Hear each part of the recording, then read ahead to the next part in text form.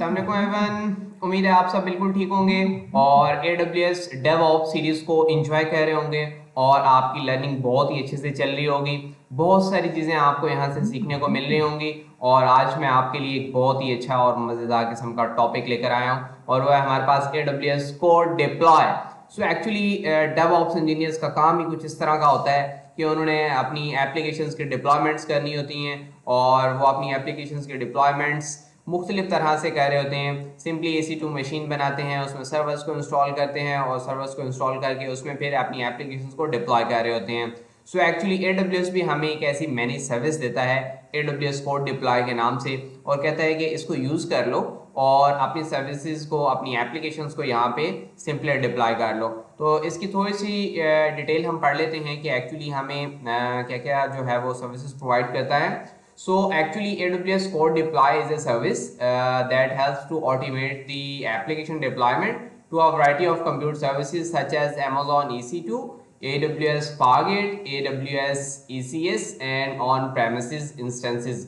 So that's best thing कि AWS के EC2 instances, AWS के Fargate की सर्विस, AWS की ECS की सर्विस और on-premises instances, इन सब के ऊपर हमारी ऑटोमेट एप्लीकेशन डिप्लॉयमेंट हो सकती है AWS कोड डिप्लॉय के through.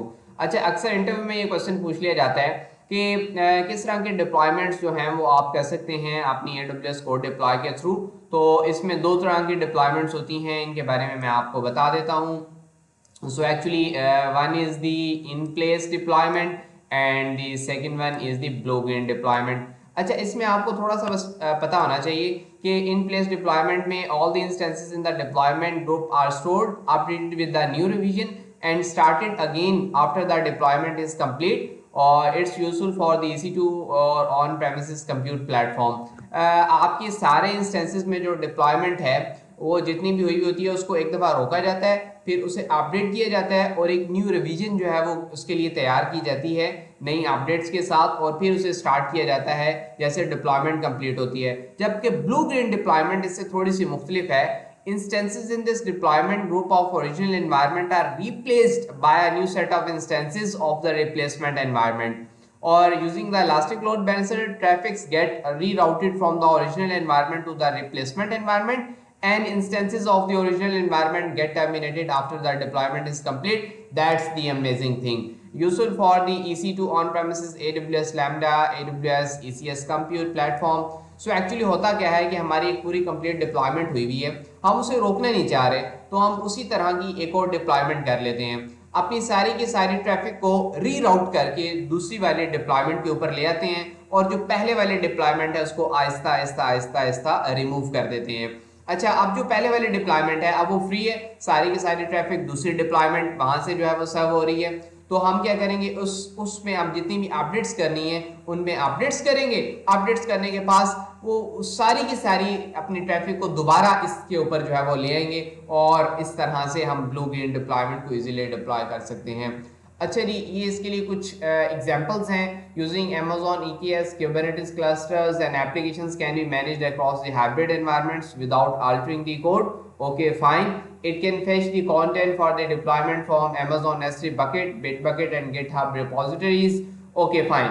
It can integrate with the existing continuous delivery workflows such as AWS Code Pipeline and GitHub and Jenkins. Okay, ज़बरदस्त। अच्छा, जिसमें आप ये चीज़ देख रहे हैं code build test deploy and provision में, ये जो डिप्लॉयमेंट वाला पोर्शन है ये AWS कोड डिप्लॉय की सर्विस के थ्रू हम कर रहे होते हैं। सो एक्चुअली मैं आपको अब आर्किटेक्चर डायग्राम दिखाता हूँ जिसको आज हमने जो है वो इम्प्लीमेंट करना है। So here is our architecture diagram for the project और इसमें एक यूज़र हमारा AWS में लॉगिन करेगा और यहाँ पे अंदर आगे EC2 इंस्टेंस बनाएगा विद अ स्पेशल रोल और ये रोल आपको पता है हम किस लिए यहाँ पे अटैच करते हैं ताकि हम S3 बकेट को भी एक्सेस कर सकें इसके थ्रू और AWS कोड डिप्लॉय की सर्विस को भी जहाँ से जो है वो एक्सेस कर सकें। सो EC2 इंस्टेंस बना के उसमें हम जो है इन चीज़ों को इंस्टॉल कर लेंगे, AWS CLI, Git version control and code deploy agent और एक्चुअली यहाँ पे हम अपनी एक एप्लीकेशन जो है वो उसे गिटहब से अपने पास क्लोन करके ले आएंगे और Amazon S3 बकेट के अंदर उसको रख लेंगे। बाद में यहीं से उसको यूज़ करेंगे कोड डिप्लॉय के ऊपर पुश करने के लिए, और यहाँ पे अपनी वर्डप्रेस की एक एप्लीकेशन डिप्लॉय करके उसे रन कर लेंगे। So that's a mini project for you. और इस तरह के काम आपको अक्सर अपनी कंपनीज में करने को मिलेंगे और इस तरह के सॉल्यूशंस आपको प्रोवाइड भी करने हैं। So that's a best solution for the deployment of the application. और इसको हम जो है वो अब स्टार्ट करते हैं, स्टेप बाय स्टेप हम इसको सारे जो है वो प्रोसीजर को करने वाले हैं। So actually I will go to my AWS and सबसे पहला स्टेप हमारा जो है वो EC2 मशीन बनाना है, और मैं इसके स्टेप्स भी आपके साथ जो है वो यहाँ पे शेयर कर दूँ। So actually these are all the steps for the task details, and first of all I have to launch an EC2 instance and SSH into EC2 instance. So ये वाला काम हम सबसे पहले कर लेते हैं।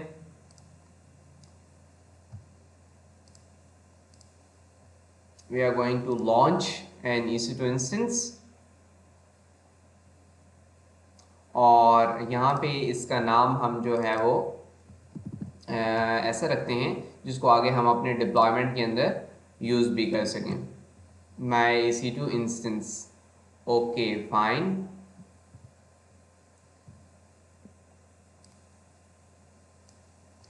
अच्छा जी, यहाँ पे आप मशीन Amazon Linux 2 इसको यूज़ कर लें,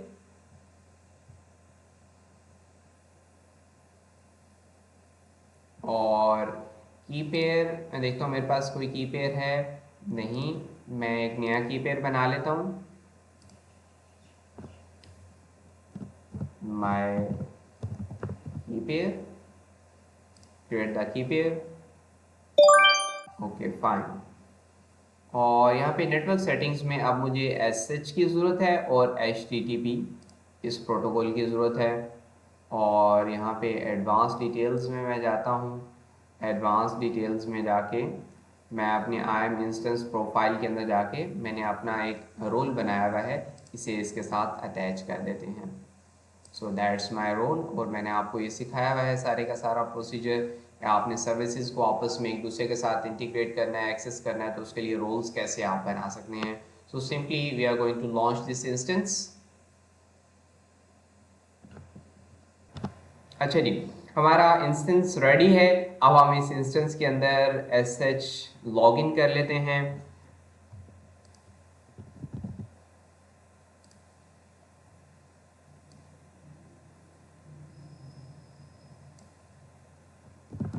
CD डाउनलोड्स, और यहाँ पे आके मेरे पास एक कमांड है, मैंने सिंपली उसको पुट करना है। कनेक्ट पे क्लिक करें और ये कमांड है, इसको सिंपली कॉपी कर लें, यहाँ पे लाके पेस्ट कर दें। यस, सो आप अपनी मशीन में इस वक्त लॉग इन कर चुके हैं। ओके फाइन, आगे देखते हैं अगले स्टेप्स क्या हैं हमारे पास। So we have to install the AWS CLI, Git version control and code deploy agent. तो इसके लिए मेरे पास कमांड्स हैं जो मैं आपको दिखाता हूँ। यहाँ पे मैंने आपके लिए लिखी हैं ये commands.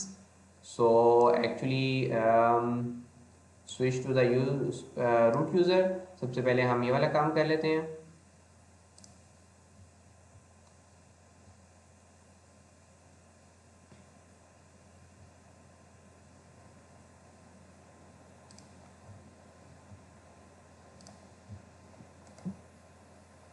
Okay fine,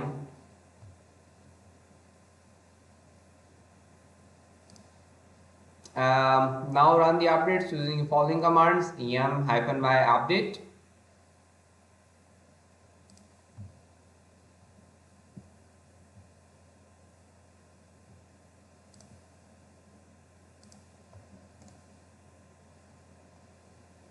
okay good। आगे देखते हैं जी, now we have to install the git and AWS CLI, और यहाँ पे आके हम सिंपली इसको कॉपी करते हैं और कमांड्स चलाते हैं।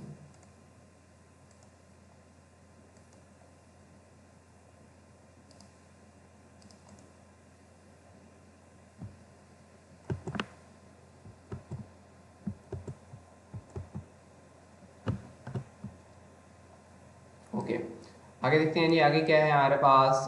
We have to install the code deploy agent, और इसके लिए हमारे पास ये वाली कमांड है, install the prerequisite Ruby and wget। Okay fine, इनकी हमें ज़रूरत है तो हम इनको सिंपली कॉपी करते हैं,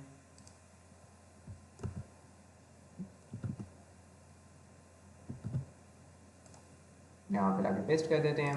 ओके जी, download the code deploy agents installer. Okay, code deploy agent, इसको हमें इंस्टॉल करना है, इस इंस्टॉलर को यहाँ पे लाना है। सो हमें ये देखें, अब wget की यहाँ पे ज़रूरत थी, तो इसलिए हमने wget को इंस्टॉल किया। तो हम सिंपली इसे कॉपी करते हैं,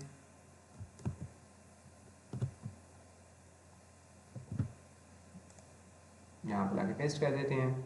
okay, change the permission of the installer. Okay, इस तरह से हम परमिशन चेंज कर लेते हैं।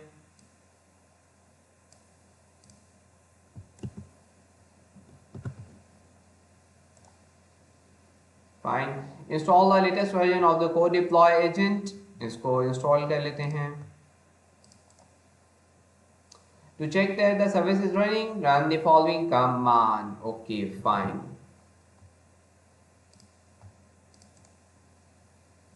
The AWS code deploy agent is running as the process ID this. Okay, Zabardast. So we have to start this agent simply from this command.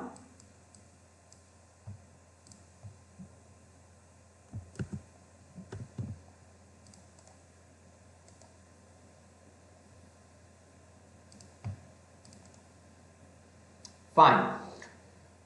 इसके बाद देखते हैं जी आगे अगला स्टेप क्या है हमारे पास। सो we have to clone the application and copy the application files from the S3 bucket. So हम अपनी डायग्राम देखते हैं, डायग्राम से हमें चीज़ें और ज़्यादा क्लियर हो जाएंगी। डायग्राम में हम देखते हैं जी, हमने EC2 इंस्टेंस बना लिया, उसके अंदर इन सब चीज़ों को इंस्टॉल कर लिया। अब एक्चुअली हमें अपने गिटहब से अपनी S3 बकेट के अंदर अपनी वर्डप्रेस एप्लीकेशन को लेकर आना है, उसकी फाइल्स को लेकर आना है। सो उसके लिए हमें गिट क्लोन की कमांड चाहिए। सो अगला स्टेप हमारा यही है, हम यहाँ पे भी देख लेते हैं, clone the application. So actually आपने यहाँ पे सिंपली जो है वो इन्हें कॉपी करना है और कॉपी करके यहाँ पे आके पेस्ट कर देना है।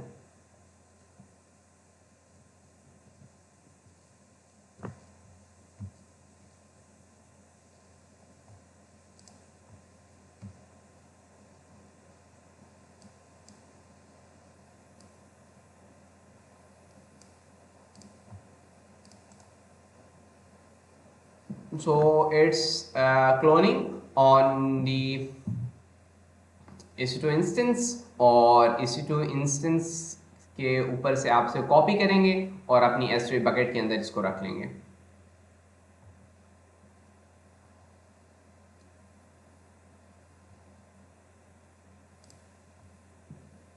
अच्छा जी, अपने AWS कॉन्फ़िगर की कमांड को चला के अपना जो आपका टर्मिनल है उसको आप कॉन्फ़िगर कर लें। अगर वो कॉन्फ़िगर हुआ हुआ है तो इट्स ओके फाइन, और सिंपली उसके बाद आप जो है वो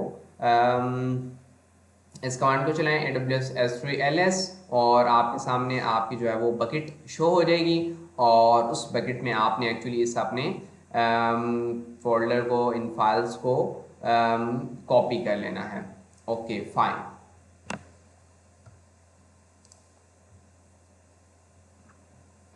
ये वाला काम हो गया हमारे पास। अब हम यहाँ पे कमांड चलाते हैं AWS S3 ls, और यहाँ पे हमारे पास ये वाली एक बकेट पड़ी हुई है इस नाम से, इसमें कुछ फाइल्स पड़ी हैं, हम उन फाइल्स को भी जाके देख लेते हैं।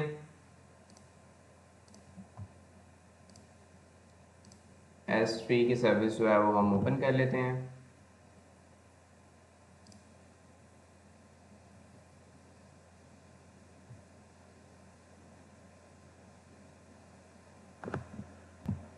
सो ये हमारे पास यहाँ पे बकेट पड़ी है, इसके अंदर हमारे पास कुछ फाइल्स हैं, ये फाइल्स पड़ी हैं जी। सो एक्चुअली हमें इन फाइल्स को अपने EC2 इंस्टेंस के अंदर कॉपी करना है, ठीक है। तो हम यहाँ पे देखते हैं जी, इसके लिए हमारे पास क्या प्रोसीजर है। सो ये सिंपली हमारे पास इसके लिए कमांड है AWS S3 CP, और इस बकेट से हमने चीज़ें उठा के यहाँ पर जो है वो इस फोल्डर के अंदर ला कर रख देनी है। ठीक है जी।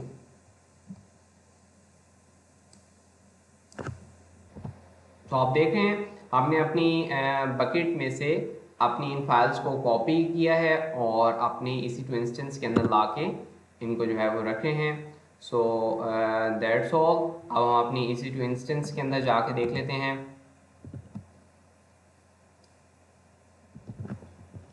सिंपली ls करते हैं तो ये देखें हमारे पास वर्डप्रेस का फोल्डर है, और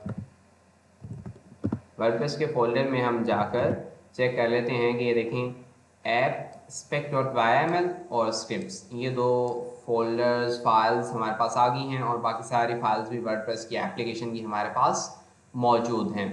सो हम देखते हैं कि हमारे पास आगे कौन से स्टेप्स हैं जिनको हमें फॉलो करना है। सो एक्चुअली हमने इतना काम कर लिया, कॉपी कर ली हमने अपनी एप्लीकेशंस और S3 बकेट के अंदर से यहाँ EC2 इंस्टेंस में, और उसके बाद हमें सिंपली एक एप्लीकेशन बनानी है, और एप्लीकेशन को बना के हमें S3 बकेट के अंदर उस फाइल को रखना है, और उसके बाद उसको डिप्लॉयमेंट ग्रुप्स बना के डिप्लॉय कर देना है कोड डिप्लॉय के ऊपर। सो ये वाला अगला जो सारे का सारा प्रोसीजर है हम अपनी अगली वीडियो के अंदर कंप्लीट करेंगे, और यहाँ तक के लिए जितना काम हमने कर लिया आप उसको अच्छे से समझें और अच्छे से प्रैक्टिस करें। इंशाल्लाह हम अगली क्लास में अगली वीडियो के अंदर अपनी इस प्रोजेक्ट की बाकी चीज़ों को लेकर आपके पास आएंगे। तब तक के लिए अपना बहुत सारा ख्याल रखिएगा। टेक केयर, अल्लाह हाफिज़।